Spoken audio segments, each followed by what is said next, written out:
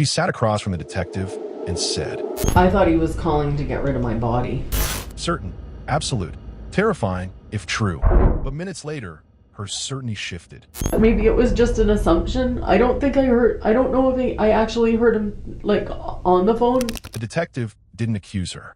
She didn't argue. She asked a single question, quietly. If he knows you're alive, why yeah. why would he say that? I don't know. The detective stayed calm, almost reassuring. But you've already said it. You've said it, and it's out there. Mm-hmm. And now I'm left with what's the truth and what's not the truth. That moment taps directly into reality monitoring theory, a psychological principle showing that real memories are anchored in sensory experience, while imagined events unravel when tested for perception and logic. The claims sounded horrific, but when pressed, it couldn't survive its own details. But the pertinent questions are, who was this woman? What actually happened that night in March 2009? Welcome, or welcome back, to my channel. Your single comment means more than you think.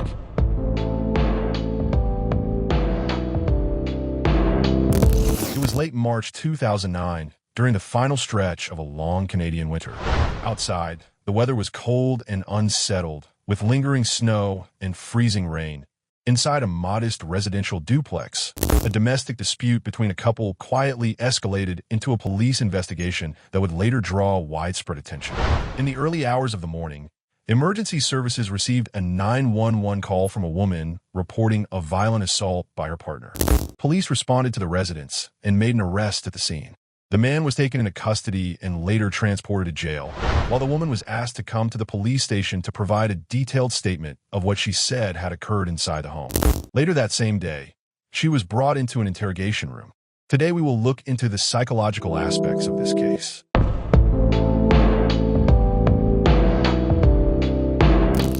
Well, everything had stopped by that point, and Okay. he had fallen asleep, and I just had enough time to really reflect on what had occurred. Mm-hmm. And looking at my daughter, I know she deserves better. Mm-hmm. It's important to have a father in your life, but not if he's hurting your mom. But anyway, then he had fallen asleep, and Maybe you can start from the very beginning. from the very beginning, From where everything started. Well, it actually started Friday night. He didn't come home. It was the first time he ever went out. He went for a business meeting in the early evening. Okay.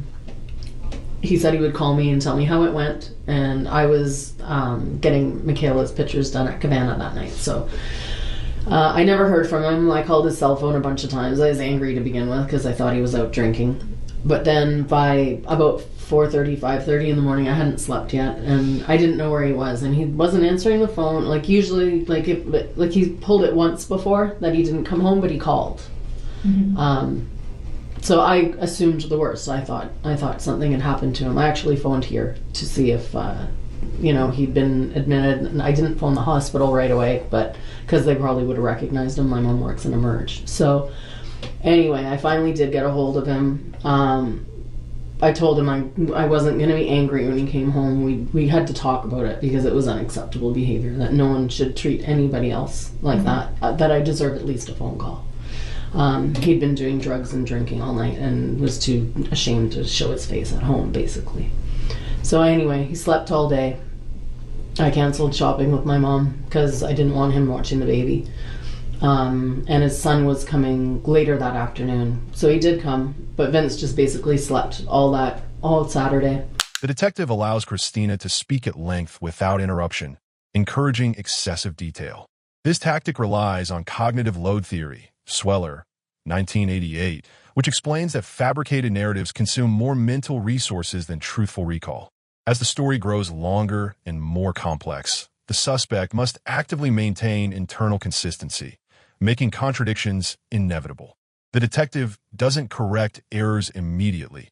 She lets them accumulate. Vince is like, no, have another drink. Like, he does that quite often with anyone. Even if they only come for one, they always end up having to stay for two. Mm-hmm. Whatever. It's just the way he is. But anyway, and then he looked over at me and I, like 2 seconds later, said, give him a hand job. And I was just like, Like the way I looked at him, like there was nothing alluring whatsoever about it. It was a disgusting, demeaning. And what did Adam say?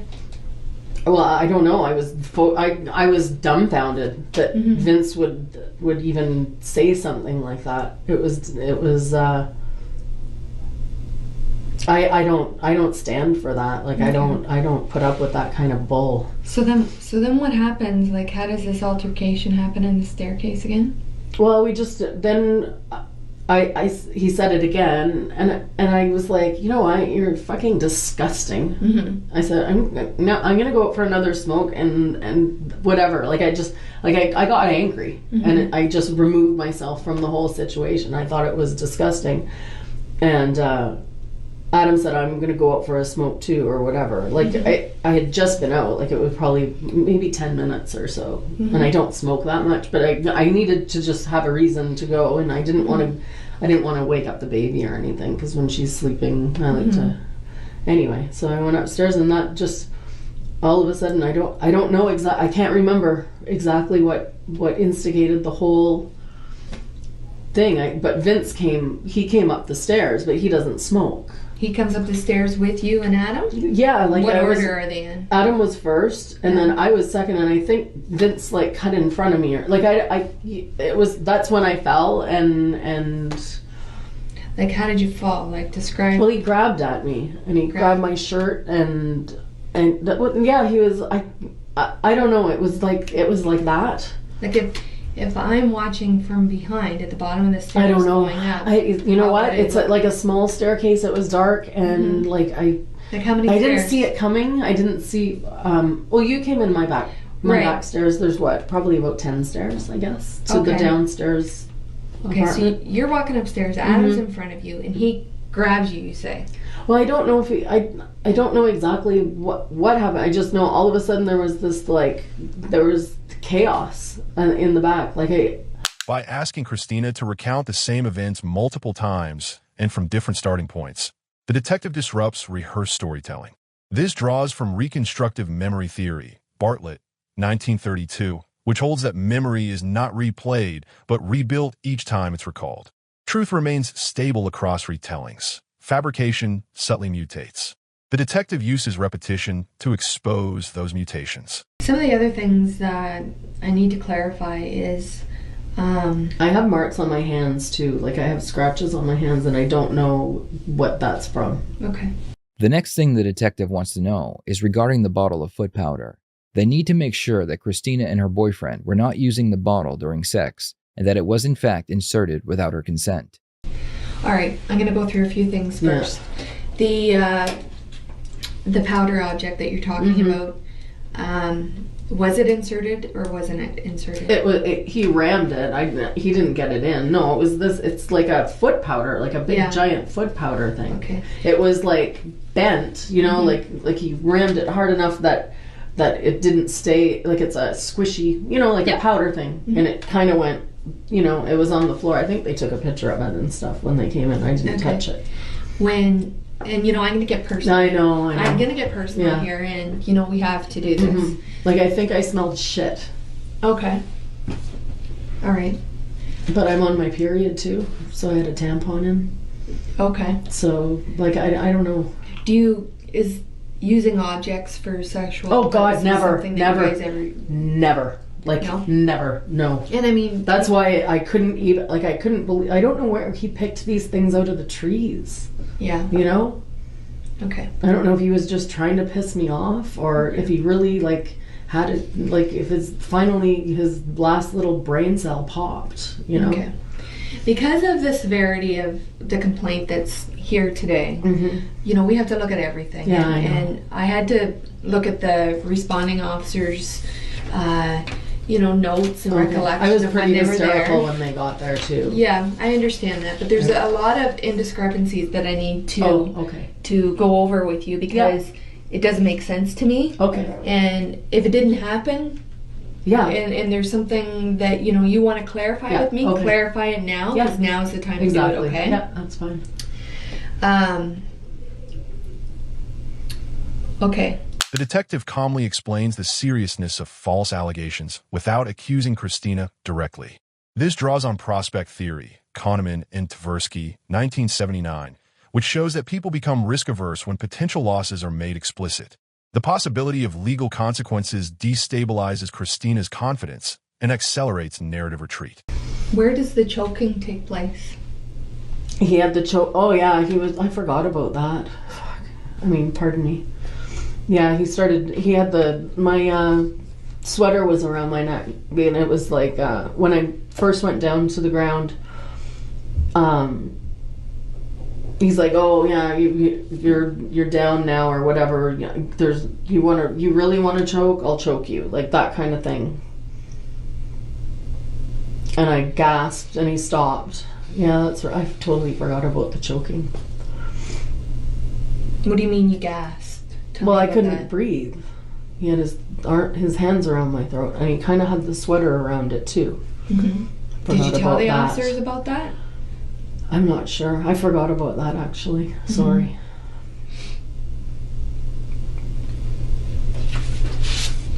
Because that's why I lay there more, because I was scared.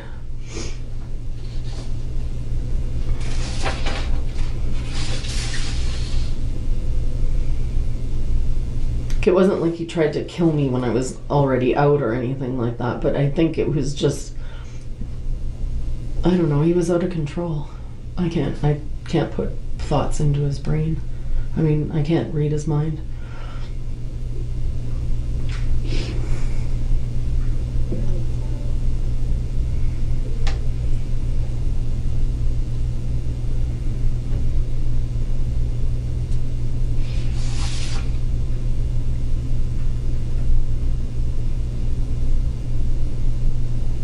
Now, when the officers are there, you tell them something different than what you're telling me about the phone calls. Instead of filling gaps, the detective uses silence after inconsistencies emerge. This employs social discomfort theory, which explains that humans are neurologically wired to resolve conversational tension. Silence shifts psychological burden onto the speaker, compelling them to explain, revise, or overcorrect, often revealing deception in the process. I thought he was calling to get rid of my body. That's what I thought he was doing. But when I saw that he called Amanda, I know, but what you say to the officers is that you heard him make these phone calls, okay? Yeah. Making arrangements and asking questions about what to do with the dead body. So where does that come from? Well, you say because you don't hear anything, and then now you know what I mean? That's a big issue for me. I know. And an officer, he's pretty precise about what is said here. So why was that said? Did you make that up? I don't know. Well, I'm second guessing myself. Now's the time. No, I know. I'm not trying to dick around here. It's just like when he attacked me last time, I took a knife and I threw it down on the ground, but it was in such a like a whirlwind that I thought he grabbed the knife. Okay. Like, I just want to make sure that I don't say anything more incriminating than he actually did. Yeah. That's what I thought. Maybe it was just an assumption. I don't know if I actually heard him on the phone, but he was talking. He was talking.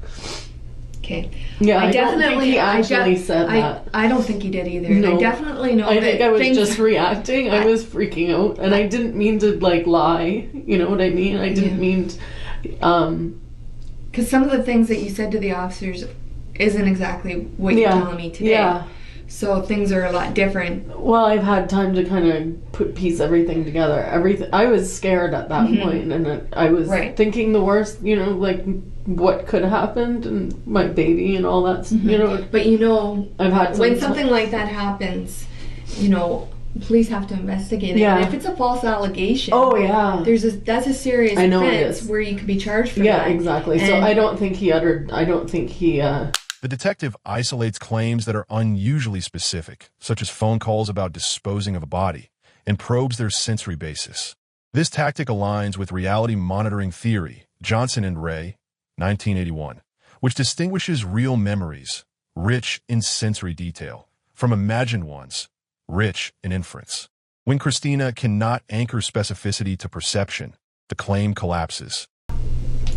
I don't think he was disposing of a dead body. That's what I thought he was doing. I couldn't hear. I couldn't hear, but I heard him on the phone, and I was lying with a blanket over my head in the back steps. Yeah, I understand that you're scared in the situation, but to specifically say that you heard him make phone calls to an unknown person, making arrangements. I did hear him making... And asking questions what to do with the dead body of your estranged wife. That is so specific. Mm-hmm.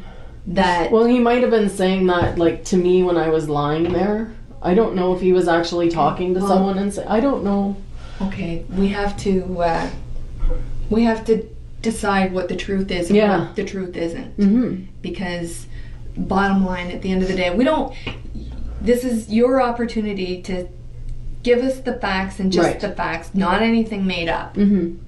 And I don't want to find out later that something different happened, because this is the time to tell me that what happened exactly in what order and what didn't happen. Okay? And what happened this morning is different from what you're telling me what happened now. What's that? It's not totally different. A lot of the important facts that you provided the officer with, you didn't tell me. You didn't tell me about. You totally brushed them off like they didn't happen. Like the choking and the disposing of a dead body. This is all. Those are pretty important things that I think would stand out in somebody's mind. And that's all that would stand out in my mind. If that happened to me, oh my God, he wants to get, he's planning to kill me. Yeah, what's up? I'm sorry. Why did you say those things? Why did I say that he did that? Yeah. Rather than presenting contradictions all at once, the detective introduces them gradually. This tactic is rooted in foot-in-the-door theory, Friedman and Fraser, 1966, where small acknowledgments pave the way for larger admissions. Each minor concession narrows Christina's narrative options until retreat becomes impossible. Well, he did choke me. But you're saying a lot more happened to the officers that arrived first than you're telling me right now. Well, it was fresh in my memory then. So what's the truth? I don't know. Then or now? I don't know if he was actually talking to someone saying the dead body, but he did utter those words. But when you initially talked to me, you tell me you don't hear a darn thing. You just hear the phone click and the phone call end. Yeah, because I'm not sure of that, and I don't want him to get charged with something that he didn't do. But you've already said it. You've said it, and it's out there. And now I'm left with what's the truth and what's not the truth. Because there's some pretty serious allegations there. And if they didn't happen, we need to know that. I know. Well, he did choke me. Is that all that happened? Was that he choked you? Yeah, but then he did get on the phone, and I'm just trying to think. I know it's upsetting, but I know, and I know you're just trying to do your job. We're just trying to do your job. I know, and I'm not trying to mess with that. I swear I'm not. And you know what? I'm not picking on you. I am totally not picking on you. It's a lot of stuff to process. And the fall. Are you sure that the fall happened the way it happened? No, I know that he attacked me. Like, I didn't just fall down the stairs. It wasn't just I tripped over his feet or something. Like, there was some sort of, like, I don't know if he actually was barging in front of me or if he was trying to start something. I don't know what, like, it happened so fast. I was just going outside. So we don't know if, in fact... I don't know what his intent was. The detective avoids moral judgment, even when serious allegations surface. This reflects reactance theory, Brim, 1966, which predicts that overt accusation increases resistance and defiance. By remaining neutral, the detective prevents Christina from psychologically anchoring herself as a persecuted victim, keeping her cognitively flexible and vulnerable. At that point. He intended on that happening. Exactly. Because He thinks that, no, that's okay. He says that, you're faking it or whatever at the bottom of the stairs, right? Does he say something like that? Well, yeah, not really. He checked on me and stuff, but right. But then he was like, "Oh, you want to fake it, whatever." So if he's checking on you, and then you're saying to the officers that he makes the phone call, wanting to know, how to get rid of this body, that's not right. No, I know. That's not right, because if he knows you're alive, why would he say that? And how could you hear that if the door was closed? Because when I knocked on the door to come see you, you can't hear much. You can't hear. Well, I was kind of half in the doorway. He had it closed, but it was like there was enough open. But you can't, it's a big door. You don't. And he was kind of pacing. Like I could hear bits and pieces when he was talking, and I could hear the phone. Like that's what's sticking in my mind. The sound of the cell phone makes that audible click when you open it. Yep. So I knew as soon as I heard that he was going to be on the phone, but he didn't stand like over me and talk on the phone. He was pacing. You guys have had so much going on in your life, especially for a new mother who's at home 24/7, been there, done that, know what it's like, cabin fever. Yeah. You get It was a long winter. And it's not fair when you're the one that's got all of the responsibility for the longest time, and then you'd like a little bit of a break, but you can't get a break because your boyfriend wants to go out and relive his childhood. Yeah. Okay? Yeah. I get you that. got all that right. I get that. Yeah. I even pick up on there might be something going on with Amanda. There might be, but I don't know for a fact. I've been trying to kind of you guys figure something out too. You guys are walking on eggshells around each other because not everything. Oh no, I've called him on all of it. I've tried to get him to tell me. No, he's not talking to you about what's actually going on. No, and you're he's been hiding stuff from me lately. Yeah. The detective repeatedly offers Christina opportunities to clarify or correct her story before stating contradictions outright. This uses self-perception theory, BAME, 1972, which posits that people infer their beliefs by observing their own behavior. By inviting revision, the detective allows Christina to unintentionally signal unreliability through hesitation and restructuring. He was checking my breathing and my pulse. But he was rough. Like it wasn't like he was taking care to see if I was okay. Okay, but that's like he was pulling at my shirt. Like my shirt wasn't all the way off, and then it was all the way off. Like he pulled on that, and he was choking me that way. Oh, okay, but it's not like choking. Not like he was going like no, this. I don't have handprints or anything here. No, it was my sweater caught on my neck. Oh, that's how I was choking. He was choking me with my sweater. You know. So, but your eyes are closed, right? Because you say your eyes are closed the whole time. When you're lying there. Yeah. And then you mentioned that he brings you back into. He dragged me in. Yeah, he knocked some of the paneling off. How does he drag you in? By my pants. What do you got on for pants? Jogging pants and underwear. Okay, so you have. So he pulled me. He's strong. Totally. You know what? How does he come from behind underneath? Or did he from your feet? He kind of grabbed my legs and dragged me in. So you know what I mean? Like he pulled me around and pulled me in. So I was lying in the door. Yeah. The door to the apartment.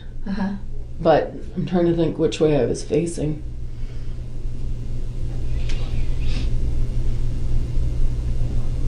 He turned me around. See, that doesn't make sense.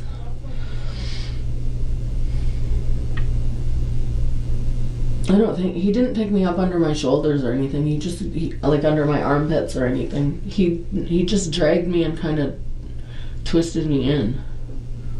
But it doesn't. You in? Well, just like it's a small doorway, and I was kind of like right there, Yeah. But he got my legs in and my body in. Like he dragged me in the apartment. So I don't know. Your shirt is off when you're getting dragged in, right? Pretty much. Like it's up over. It's all. I'm bare. And what about your pants? They were still on.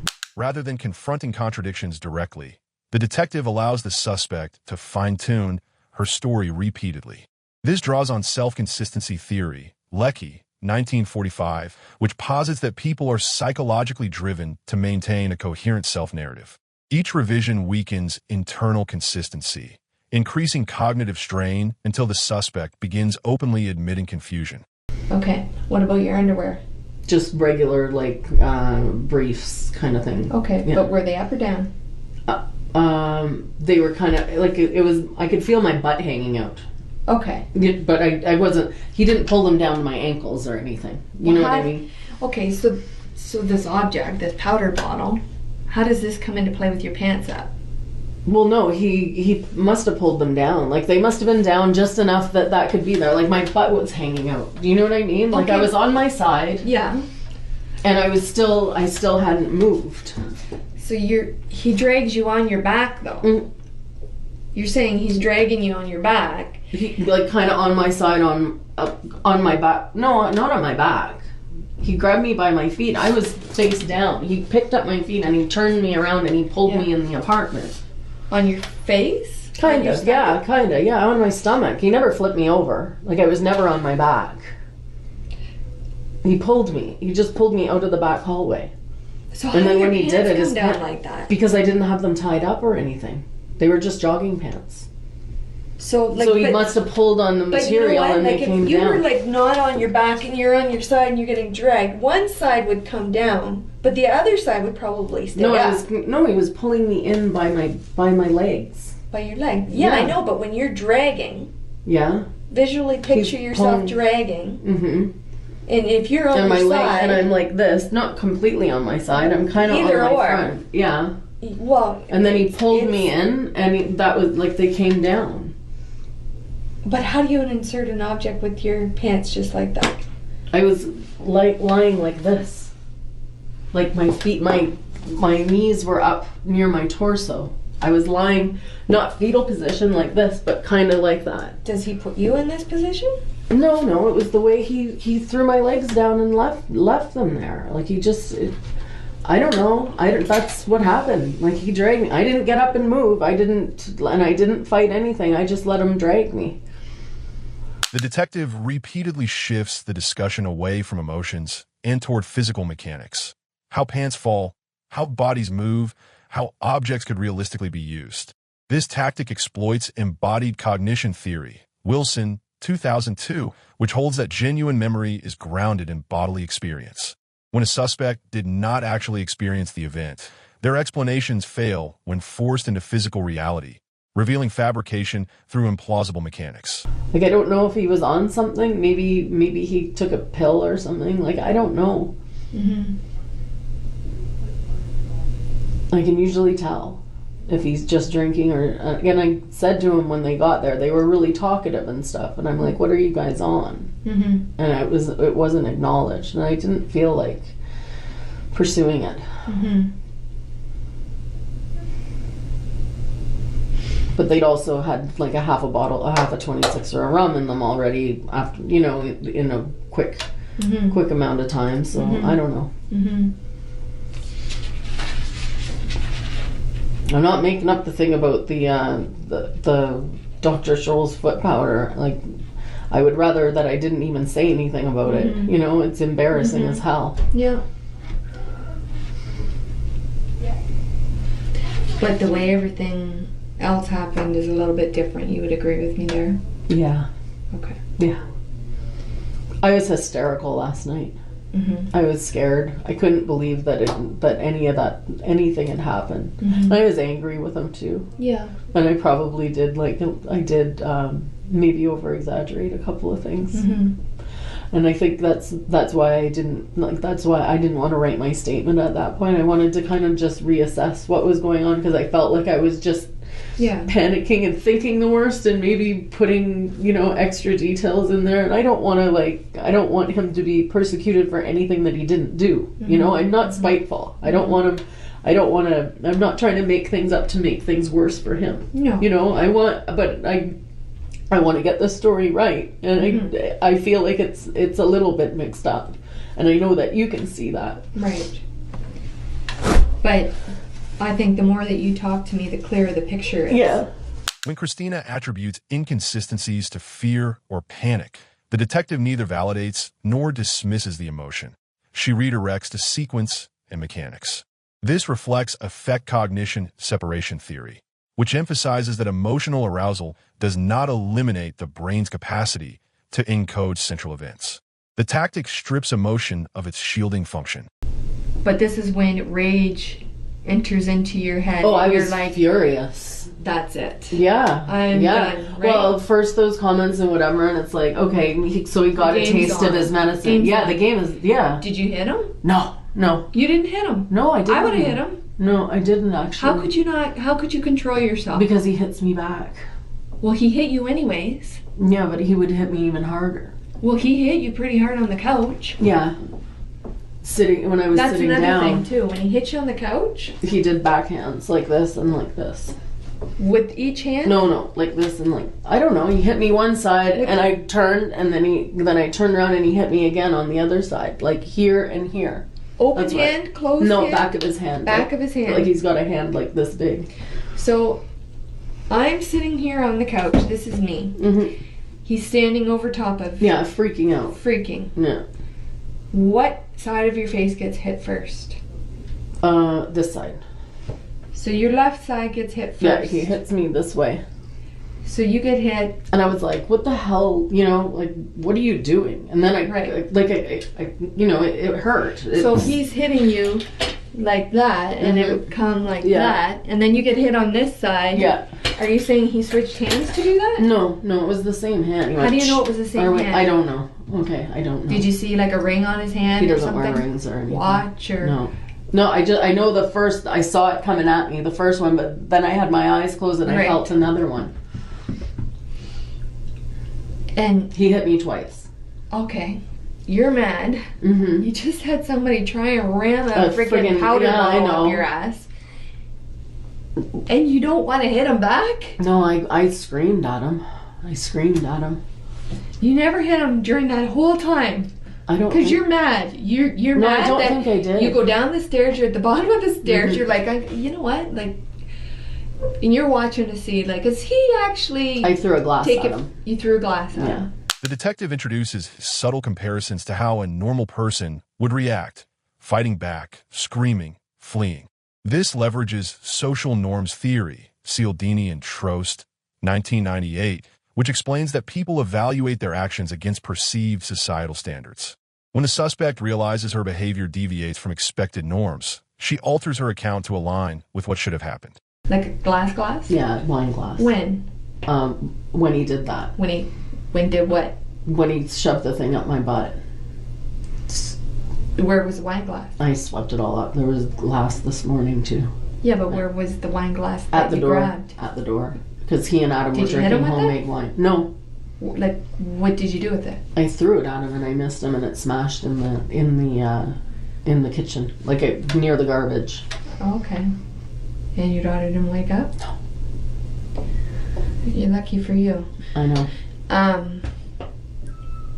Well, it's like he just ran something up there, so I threw something. So you're mad. Yeah, I was pissed. So you do react. I did retaliate, of course. I'm not like exactly. Yeah. You're not a little girl. Exactly. And you can stand up for yourself. Exactly. Okay? I had enough. Right. That was it.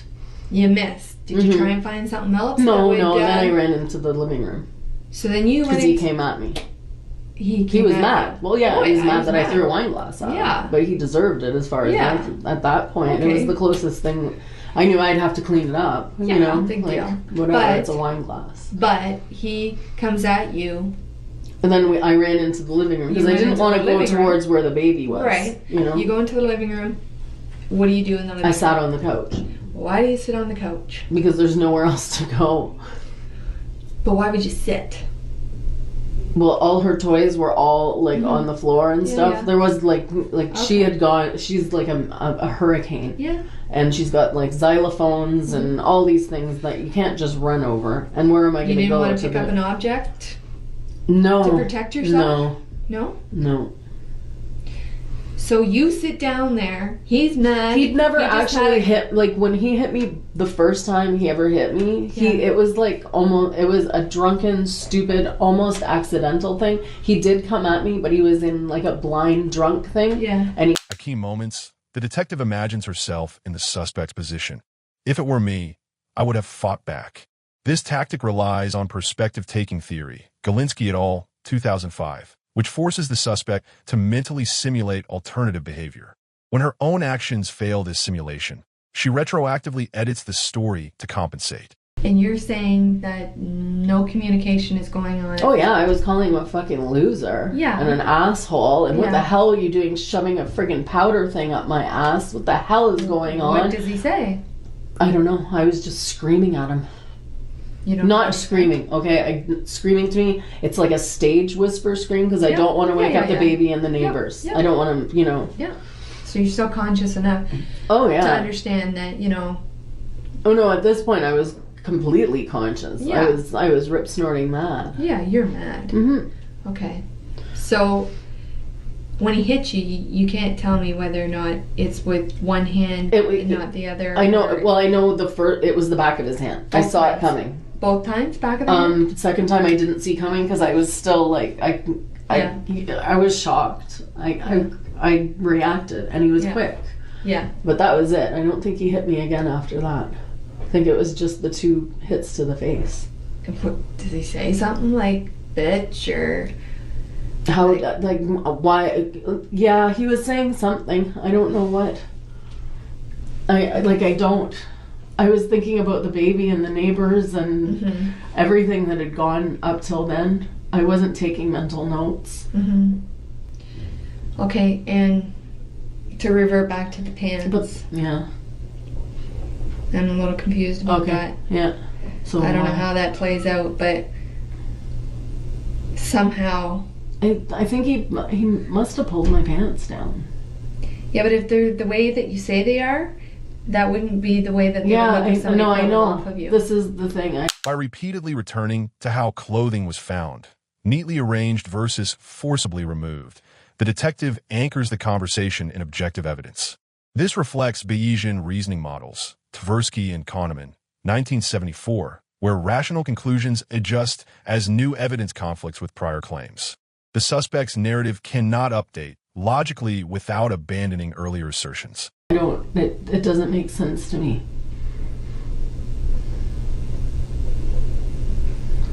We need to figure that out. Yeah, I know. That's a very because that's part of the sexual assault. That's a very important point that we need to clarify. What the intent was. Exactly. If it was an accident or something deliberate. I understand where you're coming from. Yeah.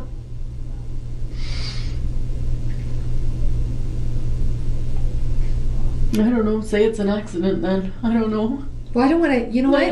I don't want to put words in your mouth, and I don't want to make something up for you. I don't really want to pursue that anyway. Well, what do you mean? It's embarrassing. I don't know why he shoved it in my freaking ass. I don't know why he did that. It doesn't make any sense to me. I wouldn't be with like some kind of monster, you know? Like I loved him. Not. He's a good when he's on the straight and narrow, he's the best thing. He loves me, he respects me, he friggin' adores me and his daughter and his son.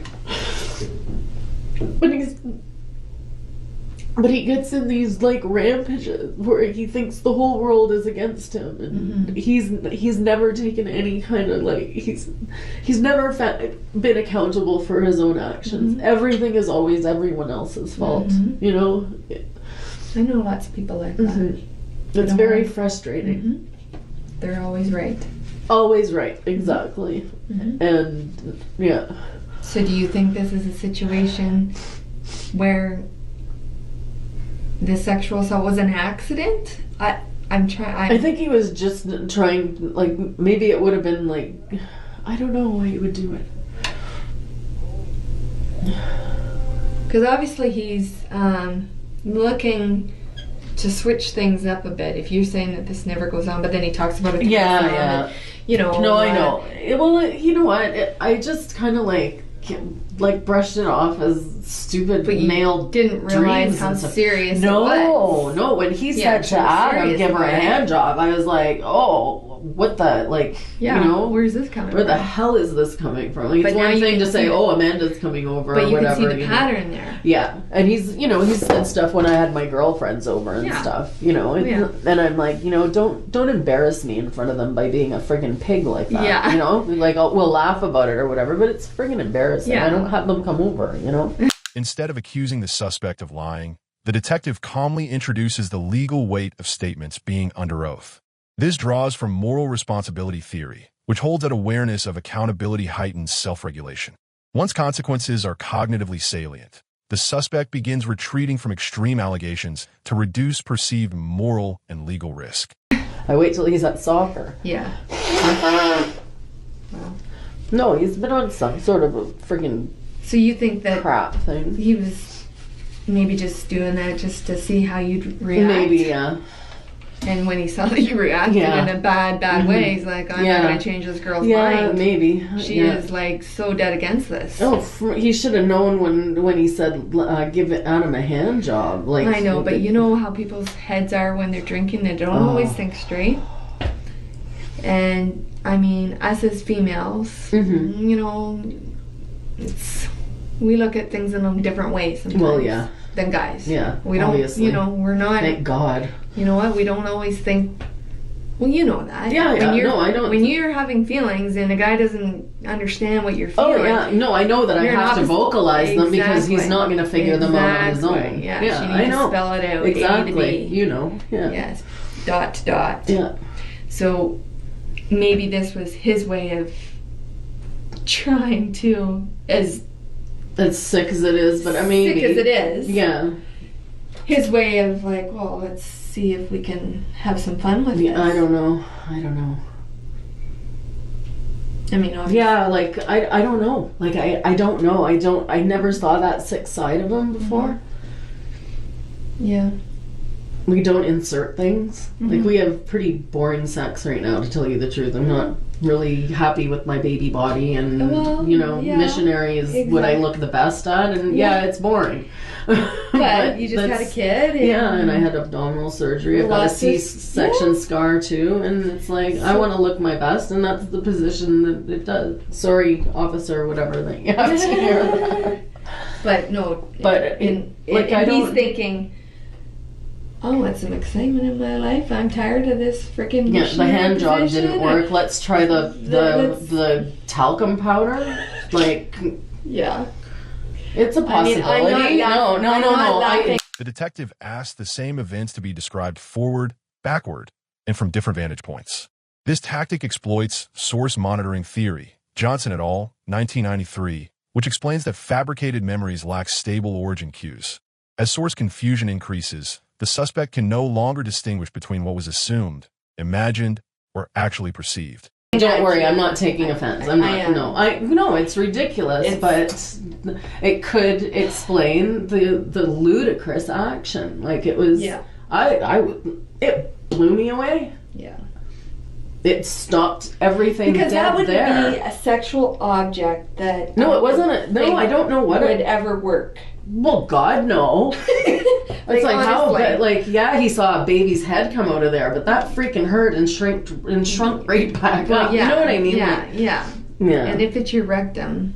Yeah, I know, but he just hit me, like, right there. Oh, okay. You know? Like, I don't think he was... Down below. He wasn't... Yeah, like, he wasn't in between... Like, he hit me between the legs. Okay. Okay? Yeah, okay. Like, he shoved it between my legs. Yeah. And where it went is where it went. Because it's not really going to go anywhere. It's just going to push. It's not going to fit. Well, God, no. Yeah.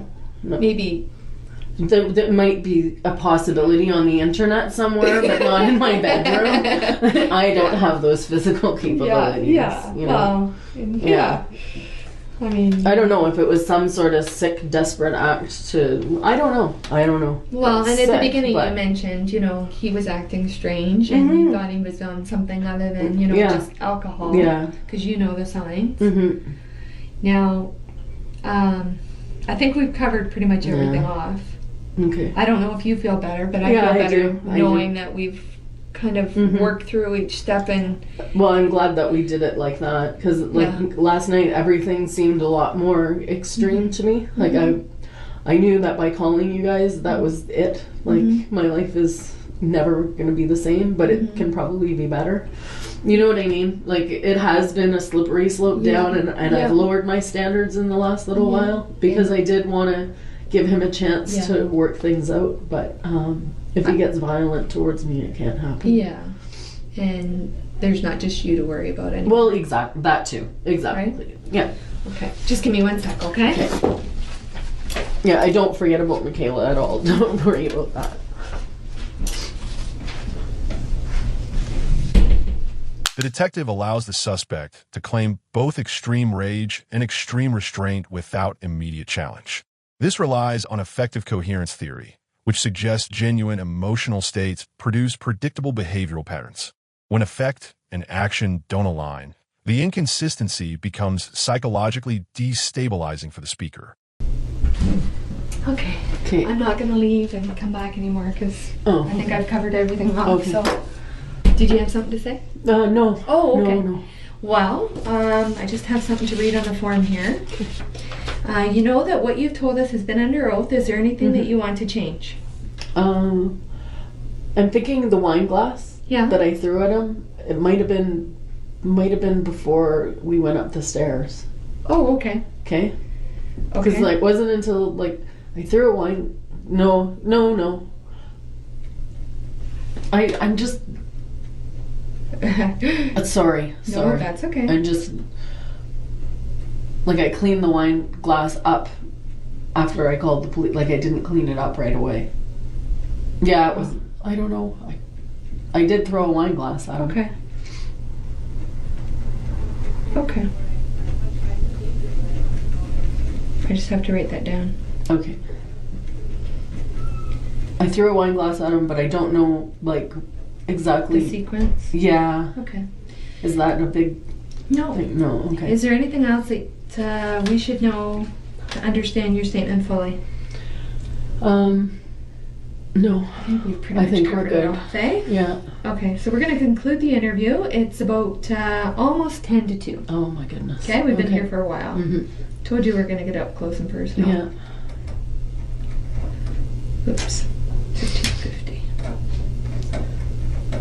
So this is the end of the interview. Okay. By prolonging the interrogation and revisiting details late into the session, the detective capitalizes on decision fatigue theory, Baumeister et al., 1998. As mental resources deplete, the suspect loses the ability to maintain complex deception and begins conceding uncertainty, exaggeration, and error.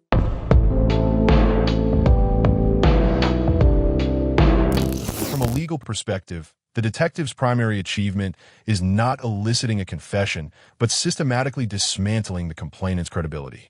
Through controlled questioning, repetition, and focus on physical mechanics, the detective exposes escalating inconsistencies, retractions, and admitted exaggerations.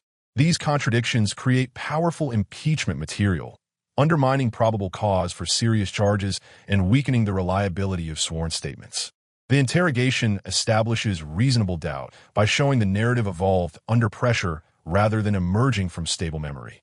In court, this record would support suppression, dismissal, or acquittal by demonstrating that the most severe allegations cannot withstand evidentiary scrutiny while preserving the integrity of the investigative process.